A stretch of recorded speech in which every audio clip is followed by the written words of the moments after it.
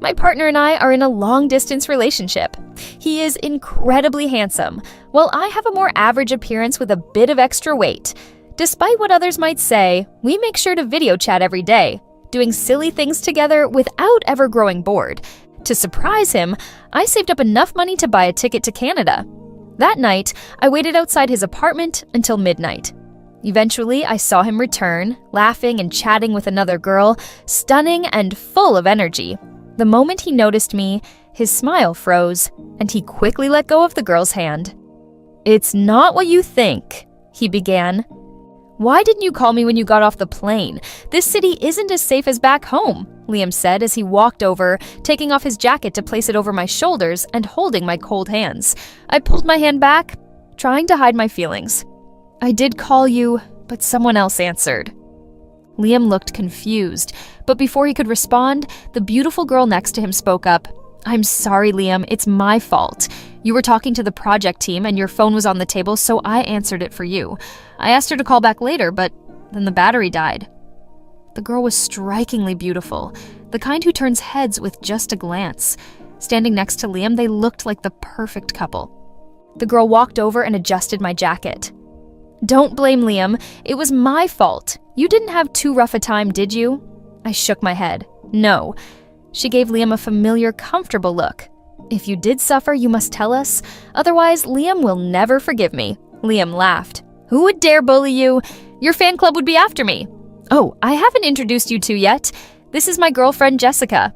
And this is Sophia, a friend of mine." Sophia, a name as lovely as her bright and generous personality. As Sophia followed Liam upstairs, I finally asked him, "Are you two living together?" Sophia playfully answered before Liam could. His tone was calm, but with a hint of a smile. Yes, Sophia's old apartment had some big guys move in, and it wasn't safe for her. I suggested she stay here since there was a vacant room in this building. Sophia teased him. "He's so sure he's safer than those guys. What do you think, Jessica?" I stayed silent as Liam led me back to his room. The furnishings were still the ones we had picked out together during our video calls. Liam took out an extra blanket and pillow. "Did you come alone?" "You didn't need to. I would have visited once I finished my project. Plus, I'm only here for a year and it's almost over." Liam still saw me as the shy bookworm who had never traveled abroad. Yes, I came at the wrong time. I didn't ask him why he was holding Sophia's hand when they returned. My emotions were already drained during the 7 hours I waited for him. All the strategies I had carefully recorded in my notebook now seemed like a joke. When I saw Liam and Sophia walking toward me, smiling, I felt more numb than anything else. Everything had been pointing in this direction. Over the past month since Liam mentioned joining a project, our routine had changed. We used to video call every day, sharing even the smallest details of our lives. But then he started finding excuses to skip the calls, claiming he was too busy even to reply to my messages. The time difference became more of an issue. I noticed that Liam, who had never been interested in projects, suddenly became involved in one and grew more distant. But I deceived myself into believing in him. Since he was busy, I decided to come and see him. "You know that's not what I meant," Liam said, burying his head in my neck as he used to, breathing shallowly. "This project has been exhausting, and I've been neglecting you. I've made you suffer, Jessica." I excused myself to take a shower, avoiding his touch. After showering, I turned off the lights, and Liam hugged my waist, his voice low. "Jessica, I've missed you so much." "Liam, I'm on my period." Liam paused, withdrew his hand, and seemed disappointed. His phone screen lit up, indicating a message. Without hesitation, Liam turned on the light, walked to the desk, and opened his laptop. "You go to sleep first. I'll work on the project a bit longer." I watched as he opened the project file, but didn't make any changes. Instead, he took several photos. In 1 minute, he checked his phone more than 10 times, and the smile on his face never faded. About half an hour later, he suddenly remembered my presence, turned around, and apologized. "Sorry, Jessica. I need to make some changes to the project." "I've been swamped with this project lately, and you wouldn't really understand it. Oh, and don't be fooled by Sophia's gentle appearance. In project debates, she's fiercer than anyone else. Her English is so fluent that all of us guys are in awe." He even sounded proud. "Do you know her well?" I asked casually, but Liam seemed suddenly angered. Jessica, please don't be upset. I'm really tired here too. You came all this way to see me. I don't want any unpleasantness between us. Since middle school, Liam has always been the school heartthrob. Countless girls chased after him, and his desk was always filled with pink love letters. He was average academically, but excelled in everything outside of school. Good at games, basketball, and always had a bright, sunny personality. Because of my close relationship with Liam, people often mentioned us together, making me seem more ordinary in comparison. But he never cared about what others thought and always walked to and from school with me. On weekends, he would hang out with me. And if I felt down, he'd buy me gifts to cheer me up. By high school, I decided to distance myself from him, and that's when he panicked. In his haste, he told someone who confessed to him, "I already have a girl I like, Jessica." This was the first time I heard him say he liked me. What's wrong with her? She has a good personality, she's smart, and she sings well. He listed my good qualities, and then asked if I would be with him. I agreed because I liked him too. But the negative comments didn't stop just because I was with Liam. It seemed that at that age, looks mattered more than grades or character. Good-looking people were luckier than those with average appearances. Our photos were posted online, and many negative comments followed. People said I looked plain, that my body wasn't good, and that I embarrassed Liam. Some even edited the photos, replacing my face with the school beauties, saying, "Now that looks better." Every time Liam saw those comments, he got angrier than I did. He would find those people and argue with them, telling them they couldn't compare to even one of my fingers, and that I was the most beautiful to him.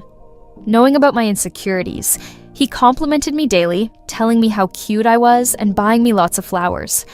I tried to learn how to dress better and do makeup, but it didn't have much effect, and my grades dropped significantly.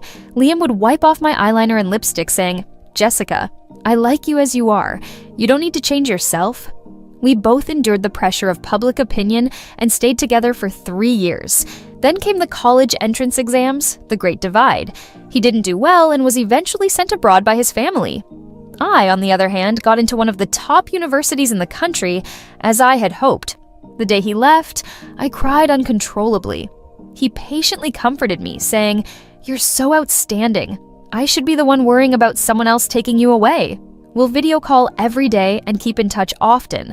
I'm only going for a year. After a year, I'll come back and find you." To reassure me, he even introduced me to his family, and we tentatively established our relationship.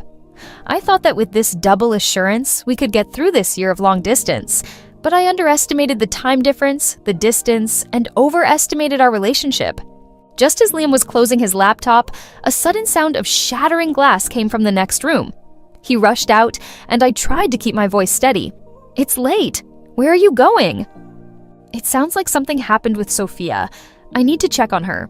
The absurd part is that Sophia hadn't even made a phone call, yet he rushed over without a second thought. Another hour passed, and it was already 3 in the morning when Liam finally returned. His eyes were filled with guilt. "I'm sorry, Jessica. I should be spending time with you, but something happened with Sophia. You know, we're both studying abroad, and we should look out for each other. You understand, right?" I turned my back to him and asked, "What happened to her?" "Oh, it's nothing serious. She just accidentally broke a thermos and got a small burn. Nothing serious." Yet it kept him there for 3 hours. Sensing my mood, Liam became slightly impatient. "Jessica, you don't need to be so hostile towards Sophia. She's a good person, and you two could become great friends." He looked at me hopefully, as if he genuinely believed that. Whenever he mentioned Sophia, there was nothing but praise and concern in his words. "I'm tired. Some things aren't worth arguing about." After a long flight and 7 hours of waiting, I was too exhausted to feel anything. The next morning, Liam told me he didn't have any classes and could take me out for the day. I remembered the fun places in Canada he had mentioned during our video calls. "Jessica, it wasn't easy for you to come all this way. I took time off from my professor and the project team. Today is dedicated to my girlfriend." He excitedly pulled me out of bed. I didn't tell him that early this morning, before he woke up, I had already booked my return ticket. Liam insisted on taking me out, saying it was to make up for last night. I agreed. We visited a few places, all near the shopping district. The stores he chose were all high-end luxury boutiques. He seemed more interested than I was. I never shop at these stores. Even though Liam was out with me, he kept looking at his phone in the store. Only when he saw me standing there did he say, almost as compensation, "These are some of the most famous brands here. See if you like anything. I'll buy it for you." I asked him, "When did you start paying attention to these things?" In the past, he was clueless about women's accessories and lipsticks, let alone picking such shops as date spots. Sophia told me. She said most girls like these things, and I thought you don't really have any decent jewelry. Saying this, he put down his phone, picked out a necklace, and went to pay for it first. I asked, puzzled, "What are you doing?" Liam replied, "Oh, it's Sophia's birthday soon. She mentioned liking this for a while, and I didn't want to overthink it, so I bought it as her gift." I smiled. "Well, since you've bought it, can we leave now?" Liam seemed to realize something and looked nervous. "Jessica, I really came out to spend time with you. Why don't you pick one and I'll buy it for you?" I casually picked a necklace from the counter. "How about this one?" Liam instinctively glanced at it and looked troubled.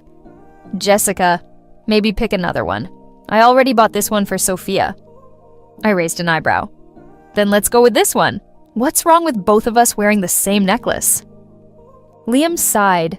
"Can you stop being difficult? I really don't want to say this, but it's for your own good. If you wear the same necklace as Sophia, people will naturally compare you. You don't want them talking behind your back, do you? In other words, if I wore the same necklace as Sophia, she would look better, and I would just be a poor imitation." I said nothing. I used to be so insecure that I wouldn't dare take another bite of food, would go out covered in a mask and hat, and only wore loose clothing because I was unhappy with my figure. Liam felt sorry for me, constantly encouraging me, saying I deserved the best things in the world. To stay together, I endured countless criticisms. Even a simple photo could be used as a weapon against me. But the old Liam would build up my confidence bit by bit. He used to say that looks are just superficial, and that people didn't see my inner beauty because they didn't understand me. He said that after spending so much time with me, he loved me and genuinely found me beautiful. Liam knew exactly what kind of comments would break me. By now, I had grown used to what others said about me. But hearing these words from Liam's mouth was different. He knew how much pressure I had endured. I fought back tears. Liam, frustrated, ruffled his hair and bought me the necklace anyway. "Jessica, I didn't mean it like that." He put the necklace on me, and just then Sophia appeared at the entrance of the store. She was with a rather handsome guy, not much different from Liam. Liam tensed up. When Sophia saw the necklace on my neck, she couldn't hold back her tears anymore. They rolled down her beautiful face. The boy next to her panicked too, rushing to comfort her. And I just stood there quietly, watching Liam's reaction. He clenched his fists. 1 second, 2 seconds. Finally, as Sophia turned to leave, he didn't hesitate and ran after her. I calmly took off the necklace and turned to the store clerk. "Can I return this?" The clerk, a young woman, bit her lip, thinking for a moment before slowly replying, "You can return it, but honestly, miss, you look really beautiful wearing it. This expensive piece suits you, and you deserve to enjoy pretty things, just like any other girl." Sometimes the kindness of a stranger can break down a person's emotional defenses. "Thank you, but I'd still like to return it." With the money in hand and nowhere to go, unfamiliar with the place, I tried calling Liam, but his phone was busy. I still had my luggage at Liam's apartment, so I went back. Without a key, I sat on the steps outside, waiting for a long time. By the time my phone's battery was down to 10%, Liam finally called.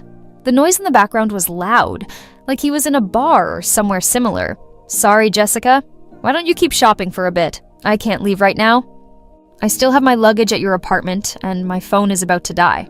Liam thought for a moment and then said, "All right, Jessica. I'll send you an address. You can come here to get the key and head back." I followed the address to a nearby bar. After giving Liam's name, someone led me to a private room. As soon as I entered, I was hit by the smell of smoke and alcohol. Amidst the crowd, I spotted Liam and walked over to ask for the key. A guy nearby eyed me for a moment and then asked Liam, "Is she a relative of yours?" Liam avoided my gaze, looking as if he couldn't bring himself to say it. After stammering for a while, he finally said, "She's my girlfriend." Oh, that look, the same malicious look I had seen from people around Liam in the past. "You're into someone like her?" The others chimed in, feeling sorry for him. "Yeah, I thought you and Sophia were a couple." Liam lowered his head, letting out a bitter laugh. "Sophia's so amazing. There are plenty of guys after her. Does she really need someone like me? We all know Sophia likes you. You're the only idiot who doesn't see it. Seriously, if you make Sophia sad, I'll be the first to come after you." I interrupted the chatter around us. "We broke up. He's free to pursue Sophia now." Then I took the key Liam had left on the table and walked out. Behind me, all I could hear were countless congratulations. "Finally broke up with the ugly girl. We've been waiting for you to make it official with Sophia. This calls for a celebration." I listened to their comments calmly, feeling numb inside. After packing my things at the apartment, and just as I was about to leave, my professor suddenly called. "Zhao Li, I noticed you took leave to go to Canada. Are you still there?" "Yes, Professor. I have a flight back later today." "Can you change your ticket and stay a few more days? We have a collaborative project with U University, and you can go on my behalf. All expenses will be reimbursed." I hesitated. U University. That's where Liam and Sophia studied. The professor sounded puzzled. "Is there a problem?" "No, none at all. By the way, you have a senior who's currently working in this city. If you encounter any difficulties, just reach out to him. I've already informed him, and he'll take care of you." Soon, I received a new message. "Hello, Junior. I'm Michael." After adding him as a friend, Senior Michael learned about my situation and arranged a place for me to stay.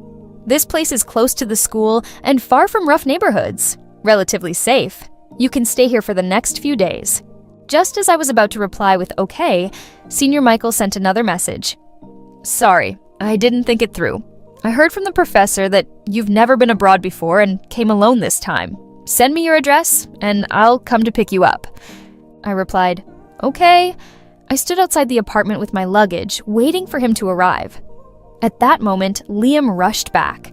Seeing me, he immediately started questioning, "What's the meaning of this? What kind of tantrum are you throwing now?" I pushed him away and looked into the distance.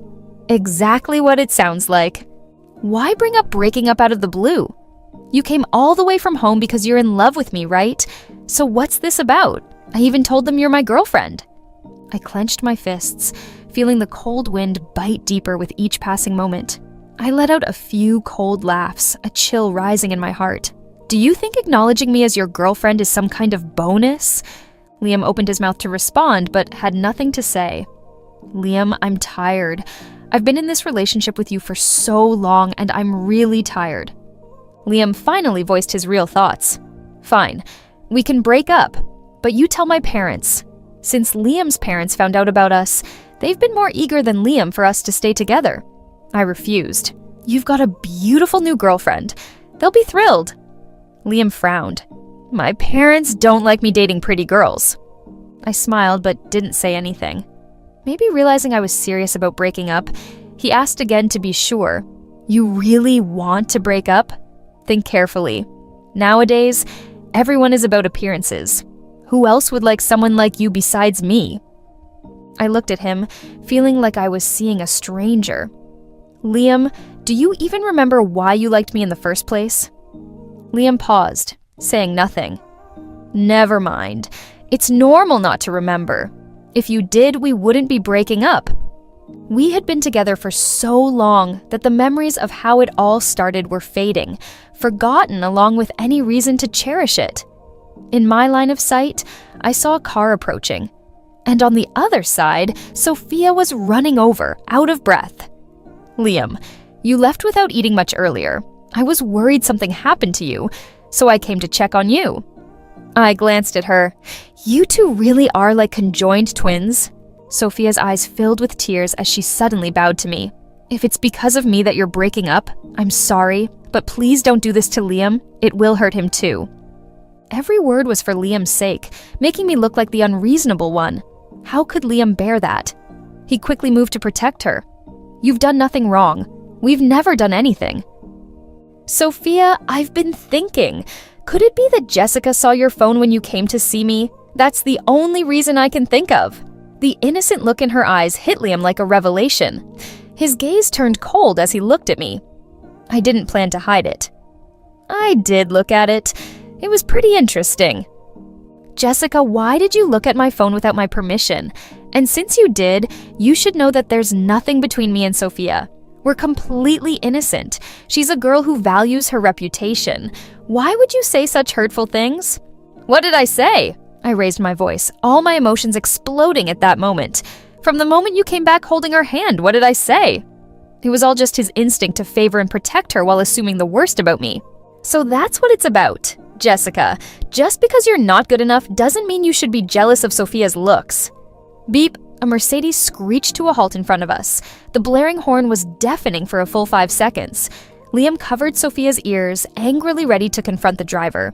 But as the car door opened, a man stepped out, adjusting his suit.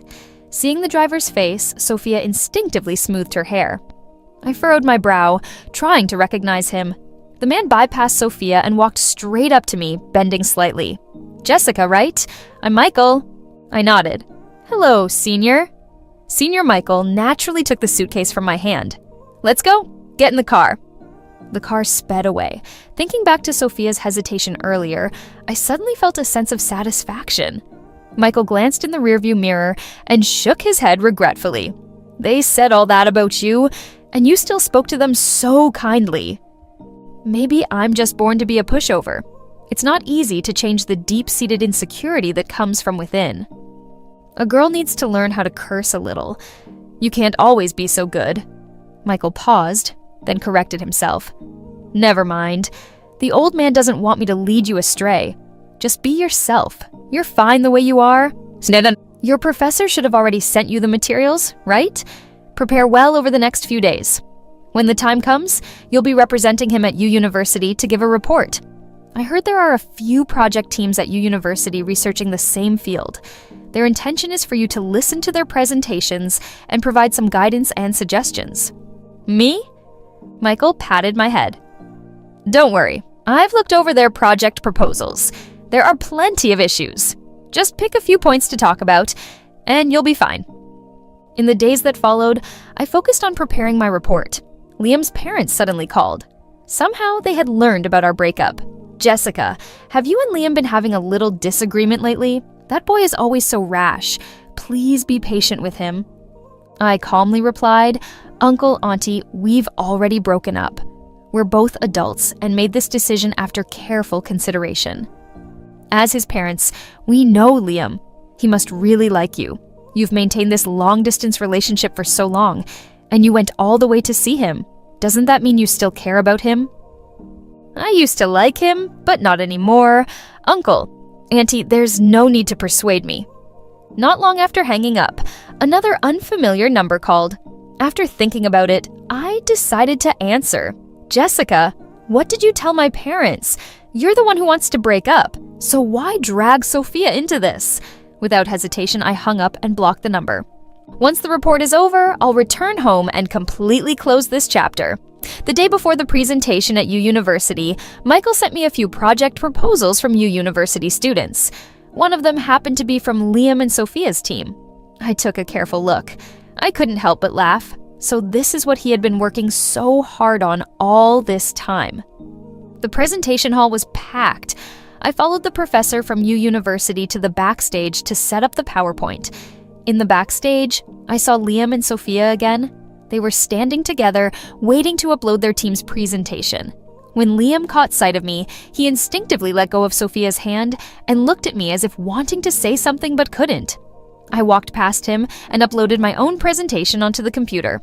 On the other side, Sophia seemed upset with him. They even started arguing over something as simple as uploading the presentation. Feeling annoyed, I slipped out into the hallway to get some fresh air while others tried to mediate. Michael walked over, glanced at the people in the backstage, and chuckled. Well, talk about a small world. So, feeling any extra pressure?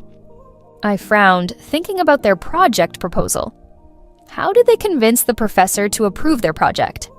Michael shook his head. That I don't know. The presentation began. I briefly introduced myself on stage. Sophia was sitting in the front row. When she saw it was me, she frowned. That look, the same look I've been dealing with for years. It's a look that comes with a built-in prejudice. "Jessica?" the professor next to Sophia asked her. "Do you know her? This girl is very capable. The professor she's working with is a big name in this field. If you want to dig deeper into this area, you should learn from her." Another guy in Liam's team muttered, "That's his ex-girlfriend?" The professor seemed surprised. "An ex-girlfriend this talented? Did she dump you?" "He's the one who dumped her." What a shame. Liam looked at me with a complicated expression, unable to take his eyes off me. I pretended not to notice and delivered a clear, concise presentation on the latest findings from our team. It was met with applause from the audience. I've heard a lot about Professor Chen's outstanding student. Today I can see she truly lives up to the reputation. It's great to see such promising talent. Amid the praise, I stepped off the stage and took my seat among the judges. Next up was Liam's team's presentation. Surprisingly, all 3 members of Liam's team seemed in poor condition. There were at least 10 mistakes in their presentation, and the PowerPoint was full of flaws, like something thrown together at the last minute. I listened with a frown the entire time. Sophia stood on stage, lips pressed together, saying nothing. The audience was full of murmurs. "She's so pretty, but who knew she'd make such a mess of a simple presentation? You really can't judge a book by its cover." Probably spent all her time on romance instead of work. The microphone was handed to me, and I critiqued sharply. The workload is insufficient. I think before considering more constructive feedback, your team should first focus on the basics. Let's not even talk about the content. Just the basic formatting was neglected. How can you expect the details of your work to be taken seriously? Compared to her usual pride, Sophia looked down, her face flushed with embarrassment as she stood there defending their work. Michael leaned in and whispered, "I just found out that this girl was caught 2-timing both with members of the same team. In the study abroad circle, it's not that big, so any little thing spreads quickly. It seems she was trying to secure the first author spot on this project, which is why she got involved with 2 key members of the team. Your ex-boyfriend was probably one of her victims." Thinking back to the guy I saw with her in the shopping district, I realized that must have been Sophia's other boyfriend. Oh, and her other boyfriend isn't letting this go easily. Word is, it also came out that she was involved with a British professor at U University, playing the role of the other woman. Maybe she really thinks being pretty is enough to play around with so many men. Michael kept rambling on. "Honestly, I don't see the big deal. There are plenty of women in the world more beautiful than her." "You're being noisy." "Huh?" I interrupted him. "I said you're being noisy." "Oh, getting bold now, huh? Starting to boss your senior around." After the presentation, I politely declined the U University professor's invitation to dinner. I needed to hurry home. Liam rushed after me, his hair tousled by the wind in his haste. "Jessica, wait! I called you so many times afterward, but you didn't answer." I asked him indifferently, "Is there something you need?" He hesitated, taking a moment to process my tone. "Are you still mad?" I shook my head. Liam seemed to grasp at this like a lifeline, eagerly telling me, "Jessica, I'm not with Sophia." I followed his lead and asked, "So what?" His tone became pleading. "Can we go back to how things were?" "No." Liam caught sight of Michael standing nearby and suddenly sneered, "Oh, I see. You already have another man by your side? I guess you came here for him, not for me. All that pretending to care about me, acting like you loved me, it was all fake. And by the way, this is Enyer of yours. Jessica's been on her period these past few days. I bet she's been a real burden on you." Slap. Without hesitation, I slapped him across the face. In a low voice, I said, "Watch your mouth before you speak." Not long after that day, the wife of the professor Sophia had been involved with confronted her at school in front of all the students and teachers, revealing irrefutable evidence of their indiscretions. Each photo was proof of their inappropriate behavior. Sophia knelt, begging for mercy. From the wife, from Liam, from her ex-boyfriend, from the professor. But no one could save her. Sophia's actions at school led to a public reprimand and ultimately her expulsion amidst a chorus of scorn. At the same time, Liam's project was revoked by U University. A flood of criticism rained down on them. The envy they once inspired now turned into widespread disgust. The scandal spread like wildfire through the study abroad community, and Liam, overwhelmed by the backlash, chose to drop out and return home. On the day of his return, he found me one last time. He looked exhausted. The bright, handsome young man he once was had long since faded. "Jessica, you asked me why I liked you. I've never forgotten. I remember how you were always there for me, speaking up for me to my parents, to the teachers. You won me over bit by bit. Jessica, I've always remembered the good things about you. How pure it was, liking someone back then. He was going through a rebellious phase, and his family was facing turmoil. He frequently broke school rules and was often punished. It was me who pleaded with the teachers and his parents so he wouldn't be abandoned. I told them he was actually very talented. Back then, all the parents and teachers liked obedient, well-behaved kids like me, so they softened a bit and forgave Liam. But they also warned me to stay away from troublemakers like him. It was the first time I didn't listen to the adults, determined to stand by him. Seeing that I could resolve problems with the teachers, he got used to being with me, and that's how we stuck together through high school. I got in on my own merit. He got in through connections. The closer I got to Liam, the more trouble came my way. But back then, I wasn't afraid of trouble because I liked him. I even had the courage to stand up to the negative comments. But now I realize I don't like him anymore. Even the memories with him no longer matter. After he finished speaking, I just nodded at him. From now on, let's not see each other anymore. And we wouldn't see each other again. Michael, watching from upstairs, couldn't help but remark, "He's trying to win you back because he sees how exceptional you are now." I thought about all that had happened and asked him, do good-looking people naturally have to put in less effort than others? Everyone has their strengths. Some are good-looking, others are strong learners. But the further you go, the more you realize that ability is more important than appearance. Time and energy are limited. Instead of focusing on how to become more beautiful, it's clearly more worthwhile and rewarding for you to focus on your studies and your professional projects. In the end, I truly overcame my insecurities, not through someone else's sugar-coated words of comfort, but through earning the respect of others bit by bit as I made progress. After that, no one ever attacked me for my appearance again. When people talked about me, it was mostly about my solid knowledge, strong learning abilities, outstanding capabilities, and excellence. I looked into the distance and slowly smiled. I deserve someone better, and I deserve a better future.